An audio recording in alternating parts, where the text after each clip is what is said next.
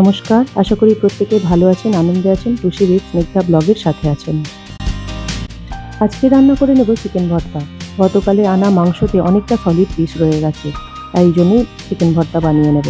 আর ও যেহেতু রুটি খেতেই বেশি পছন্দ করে, তাই ভালোই হলো চিকেন ভর্তাই বানিয়ে নিই। এই জন্য টমেটোগুলোকে প্রথমে কেটে নিয়ে একটু তেলে ভেজে নিচ্ছি। এর সঙ্গে ভেজে নেব একটু চারমগজ আর একটু কাজু বাদাম। এইভাবে টমেটোগুলোকে ভেজে নিয়ে করলে খেতেও ভালো হয় আর তরকারিতে রঙও আসে খুব ভালো। বাঙালির খাদ্যরসিক নামটা কি আর এমনি হয়েছে? শুধু স্বাদ হলে চলবে না, রং, গন্ধ সবই যেন সুন্দর হয়। আর কাছের মানুষগুলো যদি খেতে ভালোবাসে, তাহলে এই ধরনের রান্নাগুলো করে তাদের খাইয়ে যে তৃপ্তি পাওয়া যায়, সে তো আপনারা ভালোভাবেই জানেন।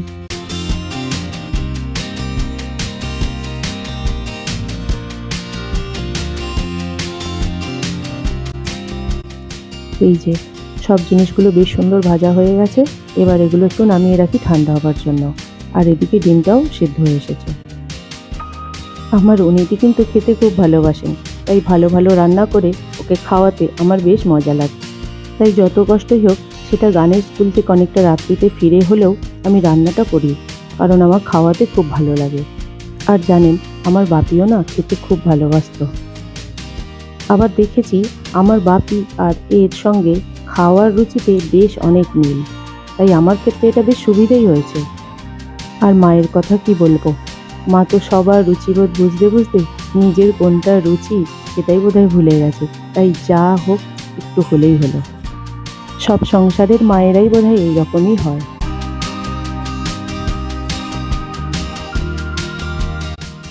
তাই এখন যাই কিছুই ভালো রান্না করি, বাপিকে খুব মিস করি। আজ বাপিকে আমার পাশে খুব দরকার ছিল।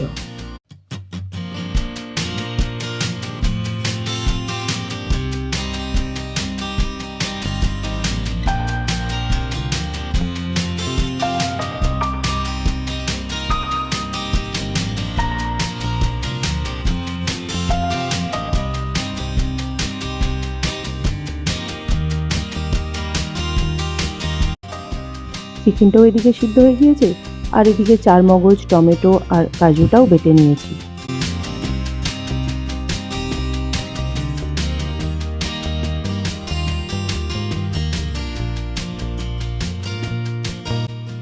এবার এই মিক্সির বাটির মধ্যে কাঁচা লঙ্কা, আদা, রসুন, পেঁয়াজ একটু নুন দিয়ে বেটে নিচ্ছি।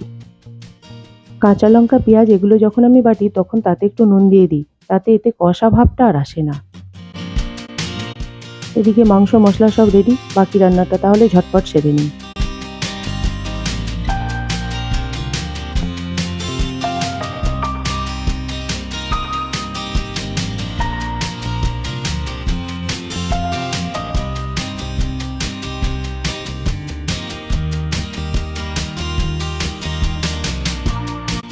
তেল দিয়ে প্রথমেই আদা, রসুন, পেঁয়াজ, কাঁচা লঙ্কা বাটাটা দিয়ে একটু কষে নিচ্ছি।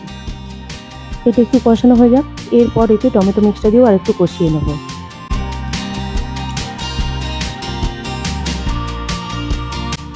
এই যে টমেটো পেস্টটা দিয়ে দিলাম।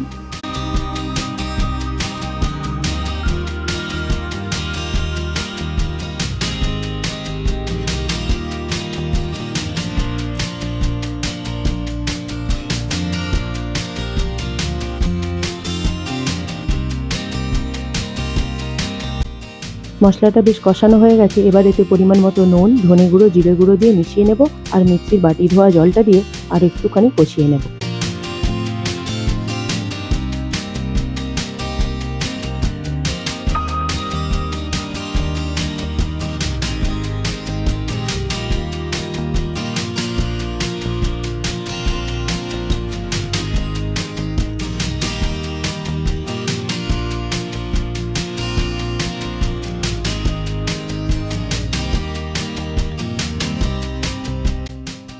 মশলাটা প্রায় কষানো হয়ে গেছে, তেলও ছেড়ে দিয়েছে। এবার এতে পরিমাণ মতো জল দিয়ে দিলাম, যাতে চিকেনটাকে এতে মাখানো যায়।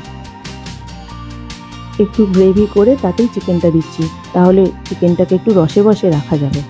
না না, আসলে তা না, খেতেও ভালো লাগে, এতে মশলাটা ভালোভাবে চিকেনের ভিতরে ঢুকবে বলে।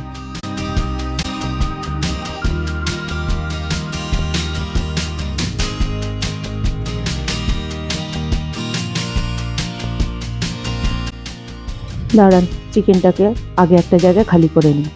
এবার তো ফোড়ন দেবার পালা। হেলথের চিন্তা করে প্রথমে একটু সাদা তেল আর তার সঙ্গে সামান্য পরিমাণ বাটার মিশিয়ে তাতে কাঁচা লঙ্কা আর লঙ্কা গুঁড়ো ভেজে নিচ্ছি। এবার এতে দিয়ে দেবো একটু কসুরি মেথি, যাতে গন্ধটা খুব সুন্দর আসে।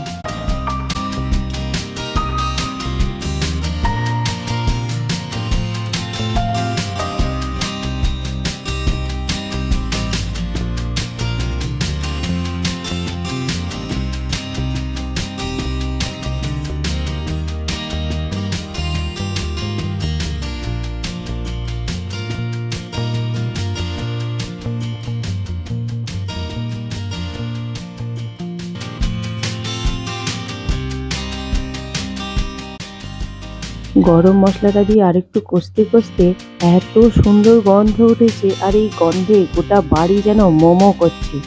ওফ, কি দারুণ লাগছে। এবার এর সাথে শুধু দরকার রুটি অথবা পরোটা। আমি অবশ্য আজকে রুটিই করেছি এর সাথে।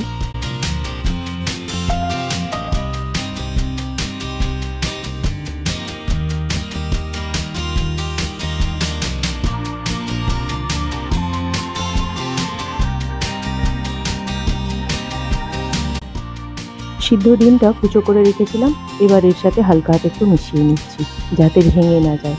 মুখে পড়লে তবেই তো ভালো লাগবে বলুন, তাই না?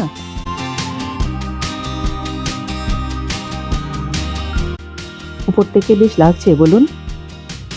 এবার খাবারটা বেড়ে নিই আমাদের।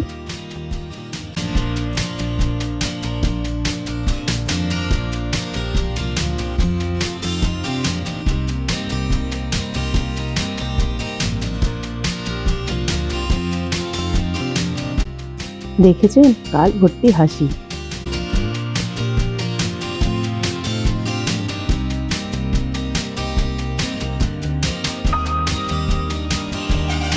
আমাদের সবার খাওয়া দাওয়া কমপ্লিট হয়ে গেছে, ও কাজেও বেরিয়ে পড়েছে। আমি আর মা এই বারান্দায় এসে একটু বসেছি। তাহলে আজকের মতো টাটা বাই। আবার দেখা হবে সামনের একটা ব্লগে। ততক্ষণের জন্য ভালো থাকবেন, আনন্দে থাকবেন। চ্যানেলটিকে সাবস্ক্রাইব করে আমাদের পাশে থাকবেন।